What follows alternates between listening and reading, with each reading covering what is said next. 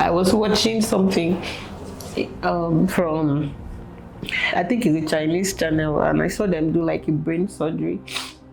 So I asked my husband, I said, do you think they can do a brain surgery and give my baby a new brain? Because if she has a new brain, then she'll be fine, And he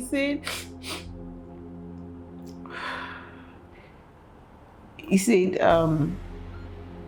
do we want to test it? Do you know what it means to open the skull of this child?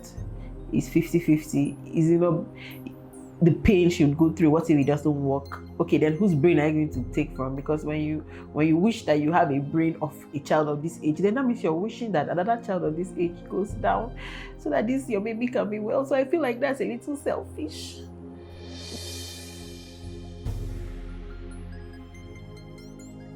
Hi everyone. So today I was just led, and I felt like it is time we come up on social media, which happens to be like our office where we work, to talk about something very important in our lives. Over the years, for the past 3, 4, 5, 6 years, we've had a lot of people trolling, my wife and I, that we have not been posting our only daughter online, posting our only daughter, our child, our first child. And so, not as if we shied away from it, but we felt like it wasn't too necessary at some point. But I think because we do a lot of family content, and so we show our kids online all the time, so people really, really, really want to know why are we not showing our only daughter, who happens to be our first child. So today, we just want to come out and probably clear the air, and then clear the doubts of these people who have been mocking us and trolling us. Of course, as I was discussing with my wife, I simply say, I told her that we just let them know that you shouldn't even mock the pains you do not understand, because as parents, we have some pains that has been quite very, very excruciating, but we decided to keep it aside and just move on with life. So I'm going to tell you about our only daughter and why we have not been posting her. Should I go ahead? Yeah, please. All right. So in 2015 was when we got married, and in 2016 my wife delivered of our baby girl. Her name is Eke Aya. All right, so the 19th of October. 19th of October 2016. Yeah. So now that night was one of the most horrible nights in our life, like very, very horrible night. I think on the 16th, on the 7th, 18 was when the labor started. Yeah, on the 18th. It was a day before. It was like the early hours of the day. Early hours of the 19th. Yeah, okay, it was the early hours of the 19th. Okay. That was when the labor started. In the morning. And we had a good progression of labor, according to the medical teams that checked us. And of course, during the antenatal and the checkup from the doctors, everything was fine. Even the placenta position, the water in the, everything was fine, basically, up until the time for delivery, and I think at some point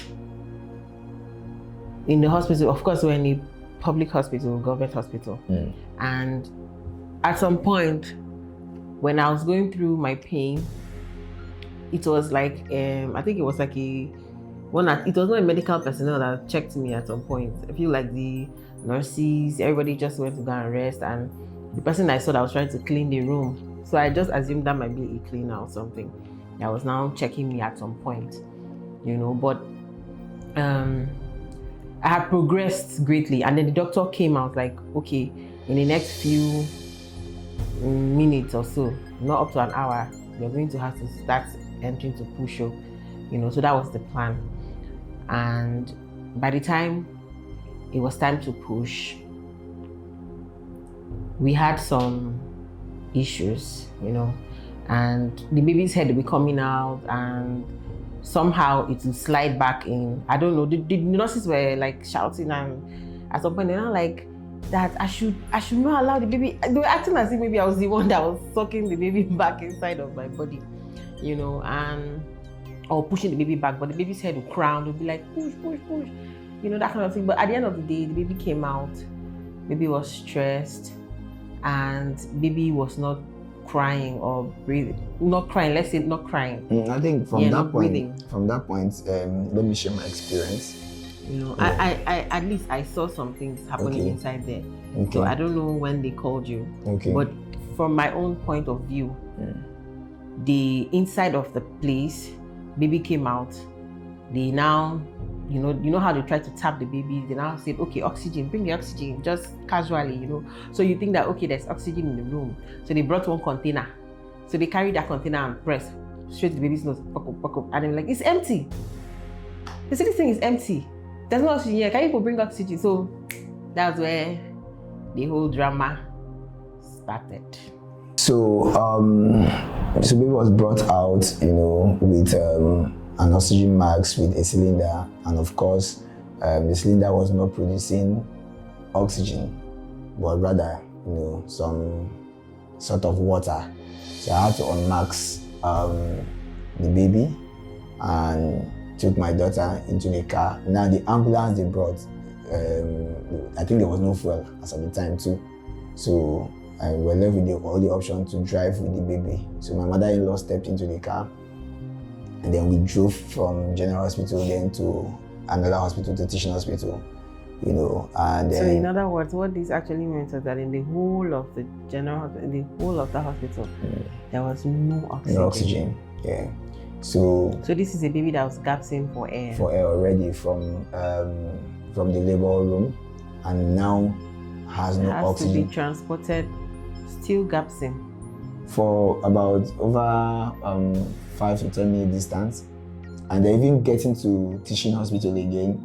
We have to start filling forms and buying cards and all of that. And then the oxygen was still not in the building, so they had to send someone they had to say one of you people had to go to outside of there, down a little bit to get the oxygen because little distance. I was there with my friends as well, So I mean, and then I think even a lot of drugs that the baby needed that night, we had to run out to pharmacies to buy those drugs. Because it was not readily available in the hospital.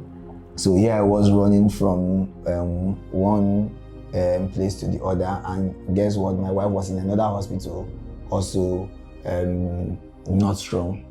So my wife was in hospital B, the baby was in hospital C, both of them in different points. But by the grace of God and the mercies of God, she was able to regain herself, and so that's how we now brought her to how do you call it? ICU, intensive care. SBU, right? Yeah. So that's how we brought her to the other hospital, and the baby was under the oxygen for almost a week. For almost a week. Yeah. So, how long did you guys stay in the hospital? We stayed for almost a month. Almost a month in the hospital, and from all this period, most of the time she has some crises and some other stuff like that. In some situations where in the hospital, right? Yeah, in the hospital. Of course, she was in the oxygen, and we had to run some tests. Had to put our eyes on. Of course, you guys know how these places can be. There's no special care for you. So even as a nursing mom with healing wounds, tears, that was really, really bad. Still had to check on these children, because sometimes, they had to teach us. At some point, we used to, say that we can work as nurses because we really soaked herself into the everyday life of the children. So you have to, I think the baby entered some crisis sometimes that you had to look for lines, and then they had to like shave her hair to put drip on her head, and then while we are doing all this, they're also trying to run some tests, scan of the brain and all that, because of the extent of the lack of oxygen from birth. So then the analysis came, and then the diagnosis, right? Yeah. So when the diagnosis came, my husband had some people around there that because he used to do medicine and surgery, so they're like medical colleagues. So you know how your colleague wants to be open with you. I think I'll leave that for him to share. But by this time, doctors had, even if they want to try to give it to you in a very nice way, but they explained to me that based on the time the baby brain stayed without oxygen flow, which was up to 30 minutes or more than 30 minutes of gasping for air. So the damage was really, really extensive. Like, it was very, very serious. So they told us that she had the cerebral palsy. Now, this is not your regular palsy. Let's say, you know how there are different types of burns. So this one was like a 3rd degree. It's a very serious level, because the injury to the brain caused serious damages that were medically irreversible. So of course, the diagnosis said she had severe cerebral palsy.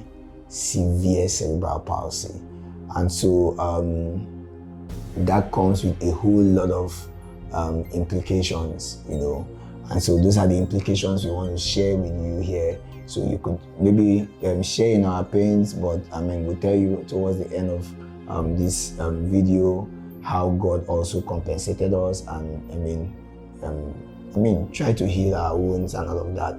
So severe cerebral palsy actually means that the brain is totally damaged.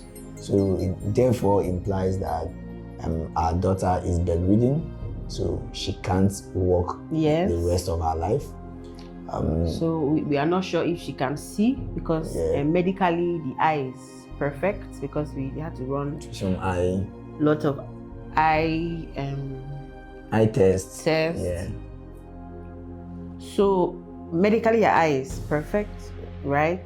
But because the brain is damaged, they cannot interpret whatever it is that she can see. So she's not. We don't know if she can hear. So she doesn't respond to sound, doesn't respond to sight. This year she's going to be, by the 19th of October, she's going to be 8 years old. But she's just there like a newborn baby. She's growing, she's really big, beautiful, with lots of hair. She looks so much like her father. She's her father's carbon copy, but like we said, she's always sleeping. Because the muscles are not acting right, things are not going on well in her system, so she always has to be on her drugs, and somehow these drugs have to help the muscle to relax. They call them muscles suppress. I don't know what they call those drugs. So anytime we give her those drugs, she has to sleep. But whenever she's not asleep, she's in pain. So it's just a routine of sleeping. Like, you rarely. I know there was a time my son asked me, I was like, "Mommy, why is Ekel sleeping?" And I said, because she's not feeling too strong, So that is what she has to live with. Now she goes, of course, for therapy. She's been going for therapy since about 3 or so.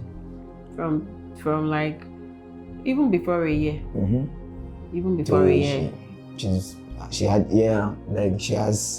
been on therapy for her whole life. And even when I had hopes, I kept pushing. I tried to check for hospitals in India, in Germany, anywhere. In fact, that time we didn't even have the money. We didn't even have money, but I was like, let me just have the hospital tell us, come. Then we'll not have to look for ways to struggle for money so that we could foot her bills and all. But these hospitals told us, this girl is going to be in a vegetative state all her life, but you can do physiotherapy, but you may likely not see any results in anything, So sometimes people ask me, my friends are like, why don't you just take her to all these special schools for her to just be there? And I'm like, okay, so I'll just take her to the school to just sleep in the environment. I don't understand, because if she goes there, she'll just lie down all day and then we'll bring her back, but she sleeps all day. And I don't know if my husband will want to mention it, but one of his very close pal gave him a medical advice when we were still in the hospital, because he came to see the baby. He's a medical person and all that, and since he was like a friend, so he had to like call my husband to a corner and tell my husband, don't tell your wife this, but this girl would, because he showed her the results of the whole scan, the brain things that we've been running based on the instructions of the doctors, and him as a doctor too, as a consultant, or just told my husband and said, this girl is going to be in a vegetative state all her life. It's going to stress both of you and you guys. And then your finances will go really down. Yeah. And then he told my husband, I don't think you should tell your wife, but I think you guys should just let her go. So let her sleep. Do something so that they can. The first step was to remove the oxygen mask now. Then that time she was saying, yeah. So then she was sitting on the oxygen and they're like, you can do something, just so that she just sleeps on. Just go to the beyond and rest. She will rest, you will rest, because she will be in pain. But my husband first of all came and said, oh, see what this person is telling me, but I cannot hide it from you. I will not be able to take that kind of decision. I feel like you should be in the know. And when he told me, I was just crying. I was just crying that day. I was like, no, I can't. I said, and he said, no, he can't. That's what he told me to. And that if this is what God wants us to deal with for the rest of our lives, or for as long as he keeps her, then perfect. We'll deal with it together. So it's been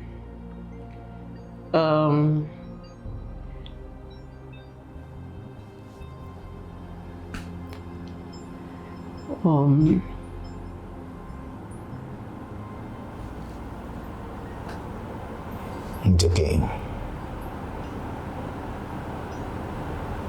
It's okay. There was a day I was watching something from, I think it's a Chinese channel, and I saw them do like a brain surgery. So I asked my husband, I said, do you think they can do a brain surgery and give my baby a new brain? Because if she has a new brain, then she'll be fine, And he said,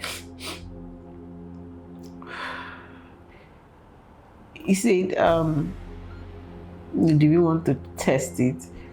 Do you know what it means to open the skull of this child?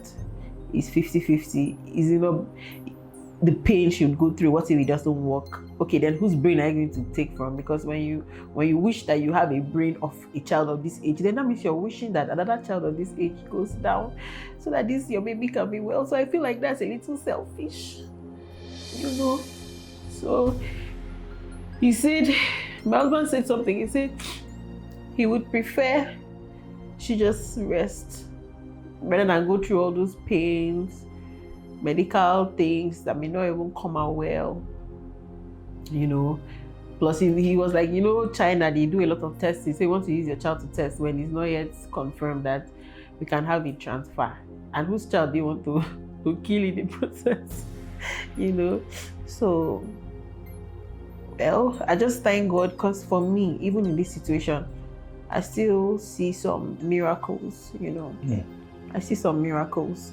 The very first for me was in the hospital. They said she's not good.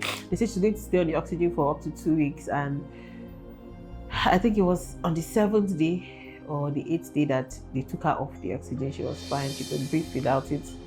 They say she's not going to grow bigger than the size she was, that she's going to remain tiny, like stunted. And my baby is big. She's really big. She's growing really big. Right now, she can't be carried anymore. She's a really big girl. And of course, because she's not physically active, she's really rather on the heavy side. That we have to, her doctors right now are saying we should, watch her food, cut her food down so that she loses weight,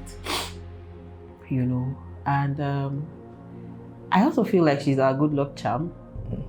So when these foolish people online were saying things about, how we use that for rituals and I was like, possibly. It's at the end of the day, you might be right. This girl might just be a good luck charm, because there was something I said one time, to my mom, and my mom was like, this girl, since I started taking care of this girl and started, paying good attention to her, I've just noticed like a shift in the things I struggle for. My mom said this girl is my personal good luck charm, and yeah, it's not been easy, especially for me. I don't know for my husband, but for me, when I see the people who were all pregnant together that year, everybody gave birth, everybody celebrating their baby girls.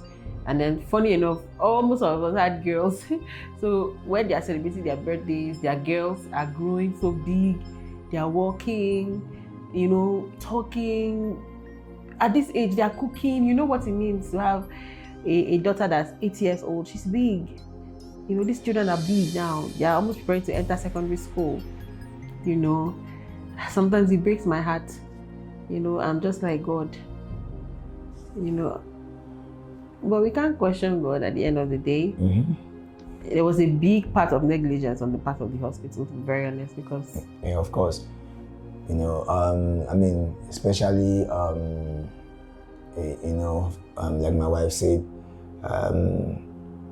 my daughter, first of all, addressing these people who have trolled us over the years. So you want us to show you a girl who is bedridden? You want us to show you a girl in pain? In pains. If we don't give her drugs, she's screaming. She's making that sound. Running. There's a sound she makes, a groaning sound. Groaning sound. She's in pain. She's stretching. So squeezing. You dare, you make videos of us, you mock us, and do a whole lot of stuff. But we still do not judge any of you. Like, it's part of social media, if you ask me. So, and we are public figures, so it's part of those things, yeah. But like we say, you shouldn't judge a pain you do not understand, or mock a pain you do not understand. Well, I'm going to disagree with you there. When you say you don't judge them, or you say I judge you. I judge you. I judge you because I judge you for the pain. Because you will never understand when you don't wear a shoe. You think it's like a child. They brought Otedola to compare. They brought some people to say, oh, look at this one. Yes, they show their children. Yeah. They are showing you children that can sit. They are showing you children that can be awake. Do you understand? Are we supposed to carry the camera to put on the face of a sleeping child to satisfy your silliness? Are we supposed to carry the camera to put on the face of a crying, a groaning child? She doesn't cry. The sound she makes is heartbreaking. So you would want us to satisfy your silliness by that. I don't know. I want to understand. Do you get? So because do you get? And then guess what? If you do that, there are still the same people that will say, "Oh, you people are so heartless. Why would you bring this child in this state online?" So, but why I'm saying that is because I guess this is the first time they are going to be knowing the condition. So no, I feel like if you hear that the child is not strong, you don't play. That's a very sensitive. No parent wants their child not to be strong. No parent doesn't want to show off their baby and have them play, involve in whatever they are doing. A lady came to me in Abuja and she complained her child has cerebral palsy. The world is so bad. She cried, and she now said the baby's whether 5th birthday or 6th birthday, she did this, she did that. So she said something that now made me say, "Excuse me, can I see a picture of your baby?" And she showed me the picture. This girl was standing in her photo shoot, and she even did style. I'm like, "Excuse me, your baby talks?" She say yes. She goes to regular school. She say yes. She writes yes. She hears you, yes. So what is the problem? She just has physical deformity. I said, "No. See this your baby, go and enjoy her. You don't have any issue." Because if my baby could even be awake, if my baby could just have a little awake moment for us to just see her open her eyes, just look around, and even just recognize. do you understand? Recognize her parents. It pains me till tomorrow that my baby, I don't even think if she knows me. Don't even think she knows my voice. Don't think there's no reaction. If you bang the door, she doesn't even react. There's no shock, you know. She can't even regulate temperature. Like her temperature doesn't regulate normally. If you put her in a place, it's either she gets too hot or too cold. Just don't leave her like that, you know. So yeah, we come online, we laugh, we try to make you happy. It's not as if our lives are perfect, you know. There are pains. There are people that have walked in this shoe. When I was physically actively then with my pregnancy, going for physiotherapy when she was quite young, I met many mothers whose husbands abandoned them because their children had this condition, and some of them, in fact, which one of them? My daughter is the worst I've had. Like that was the worst. Do you understand? Everybody had children that could stand. Maybe their legs were bent, hand bent, or something. But they had children that were active. You know, they would call them witch. You know, they're just a lot of. What's the word to use? They shun them. There's a word to use, like, yeah. So they have husbands that ran away because this, you know. So this is where I draw my strength. You know, mine may seem like the worst, but I've got a supportive family.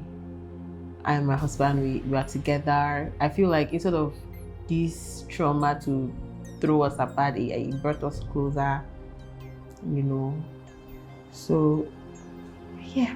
Yeah, so having said all of that, probably we might just go straight into the happy moments of this whole situation and how God, you know, yanked us from the snare of the devourer.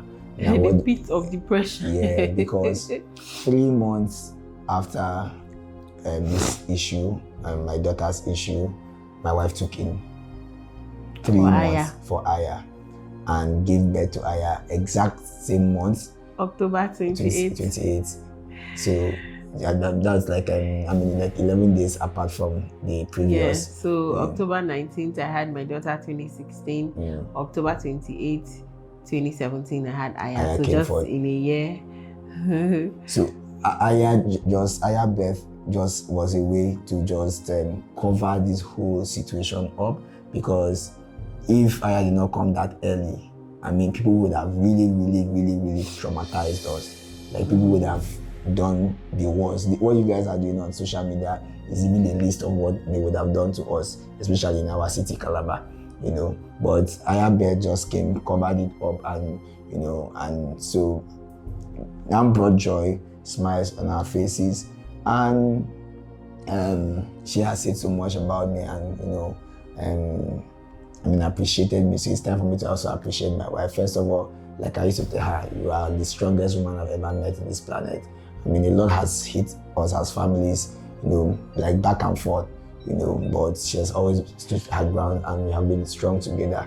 Now, when she took in for Aya and gave birth, even when my daughter was about 3 months before she took in, I told her I was very uncomfortable with our state of living and the hand-to-mouth situation, and I wanted to relocate to Abuja. She said, don't worry, that she's going to manage the girl. I should go. So that's how I relocated to Abuja, where I started life all again. I mean, I had to go and squat with somebody, started life all over from beginning again. And then my wife had to stay with our sick cerebral palsy daughter, and she was also pregnant, and so she had to manage herself with both people for about a year. It's random, because that was the part of discovery. Of course, do this test, go for this scan, go to an ear doctor, go to an ophthalmologist, go to an optician, go here. So my life was, I was always so scared. I was traumatized, you know. you know. And but yeah, God made that happen, and in less than no time we had our first breakthrough, and then I had to relocate them to Abuja, and yeah, life hit us again, and then we bounced back, and then here we are today with 3 other lovely children, including her. So why we always mention her is she is a reason for us, for our breakthrough. She gave us, when after her birth, life, our life just changed. And just like my wife earlier mentioned, when they gave me that advice that we could just allow her sleep, they call it mercy death or something, and just take off the oxygen mask. And I told my wife something, and then we even went, and there was a time I even had to go gather. They had like 5 consultants sat down to have a meeting with me and said, well, it is not medically accepted, but kids like this don't stay for more than 2 years, 3 years. They will just fizzle out like that. Here she is, 8 years and counting. She doesn't look like she's living anytime soon. So she's very healthy. Apart from her crisis, she's very, very healthy. So for us, we are grateful to God, because I told my wife, if taking care of her and keeping her alive is the only thing that God is going to use to transform our lives, then let's do that. So thank you, everyone. I don't think for any day we have begged anybody, even when we didn't have money, to help us, to even buy drugs for her. And then even when we didn't have money, somehow, whenever it has to do with her, God always supplies. Remember the first physiotherapist? We didn't even have money to pay then. That Yoruba guy. I forgot. He just loves the girl. In fact, I think one of her birthday was the one that he made a cake for her. He just loves the girl, and had shown her so much love until, and then sometimes we might not have money 2-3 months before we pay the physiotherapist. So we have been paying physiotherapists for about 8 years now for that girl. So you should know the financial implication. And this is the point I'm going to send a very, very big thank you to my mother-in-law and my father-in-law, because they shouldered all of this responsibility for the past 8 years. They took the baby away from us and said, you people should go and continue with your life. Let's take these pains for you. So they have been the ones shouldering this responsibility for about 8 years now, while my wife and I, we have moved on, I'll never forget the day that I was struggling my child with my mom. I said, Mommy, give me my child. I want to go with her. It's okay, you've tried. We are now, because when I moved to Abuja, my husband was still not really stable in Abuja. He was always traveling around. So it was just me and Aya. And my mom was like, now you've given birth. Aya was a month. I think November, was it December, maybe January? I gave birth November ending, and I moved January 1st. You gave birth October ending. Sorry, October ending. And we moved when? Was it January? Yeah, first week of January. First week of January. So Aya it was not up to 3 months, and it was just me. And I was like, I want to go with the baby. My mom now told me, just go first. Go first, it's just only you and this child. 2 of you cannot go. How will you find hospital there? This is where her doctors are and everything. Just go first. When you're stable, I will bring her for you. So I went. So I went, and then when I was moving to Lagos, I said, Mommy, I have to take my baby. My mom cried. My mom begged my husband to beg me. My mom had to tell me, please, this girl is my good luck charm. You will not be able to take care of her for me like the way I'm doing. And my husband was like, why are you disturbing this woman? She took care of you. Are you saying that she will not take care of your child? And I was like, no, that I don't want her, that she be far from me, that if I don't love her. I was just feeling guilty and sad. And my husband was like, don't let this woman cry. Leave her alone. Just allow her. Leave the baby. Every time you want to see her, travel, it's okay. She comes for holidays, it's okay. So yeah, thank you to my mom. I've seen mothers that refuse to show that responsibility of their children. So it's not as if it's by force. It's not our right to have her take care, but she's awesome. She's awesome. She's done more than enough, and that's why we can't stop celebrating her. I mean, Mom, I love you so much. You call me your billionaire, and I know you're a billionaire. So, we're going to wrap it up here because we've told you everything. And a big shout out to our other 3 kids, Aya, Emmanuel, and Ekana. Ekana, the latest star boy. And probably I know one question is in your head, and probably Lolo might answer that one later if she cares, because I know. I know your head now is. Do you guys still want to have a daughter?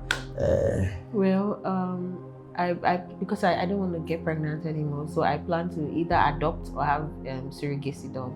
Okay. So yeah, I'll definitely have. I just want to give myself 3 years to rest from so the baby drama. All right. Okay. So now you know the full details of why we have not been showing our daughter online. Yeah. So those of you who actually made videos and showed us consistently, I hope you are proud of yourself.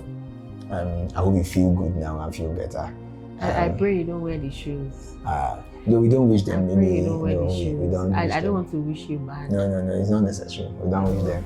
And let's. For me, I feel like I will still talk to my wife to forgive you guys, because I have forgiven you out of your ignorance. You wouldn't know what we are going through and what we have been through and what we are in per time. And this is a lifelong situation, but we're strong and we're focused in our career, and we thank God, because when we had this child, we were nobody or nobodies in the society, but today I think we are somebodies, or you are somebody, and I'm hoping to be like you.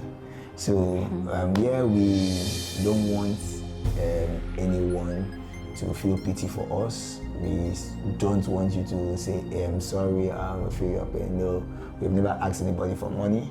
We've been living our life, and God has been providing for us and our baby girl. So we don't have any issues. We are fine, just the way you see us. So thank you for watching.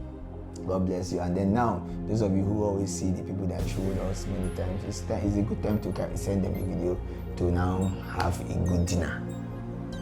You should have a good dinner now. So you can now have a good dinner, and then probably you will allow us rest. So next time when you don't see our baby online, our baby girl online, this is the reason. Thank you very much. Really? Okay. All right. Thank you.